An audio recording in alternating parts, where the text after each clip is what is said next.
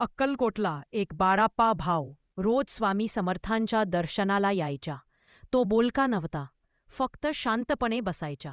एक दिवस स्वामी समर्थांनी अचानक विचारलं, "का रे, रोज येतोस पण काहीच मागत नाहीस?" तो माणूस म्हणाला, "स्वामी, मागायला खूप काही आहे, पण तुम्हाला सांगायची गरज नाही." स्वामी हसले आणि म्हणाले, "असं नाही रे, बोलाशिवाय मन हलकन होत नाही." तेव्हा तो म्हणाला, "घरात वडील आजारी आहेत, काम सुटलेलं आहे, पण तरीही मनात विश्वास आहे की काहीतरी मार्ग निघेल." स्वामी क्षणभर शांत झाले. मग म्हणाले, "मार्ग आधी तयार नसतो, चालायला लागल्यावर तयार होतो." काही दिवसांनी त्या माणसाला अचानक जुना ओळखीचा भेटला. त्याने छोटं काम दिलं. त्या कामातून थोडं उत्पन्न सुरू झालं. महिन्याभरात परिस्थिती बदलली.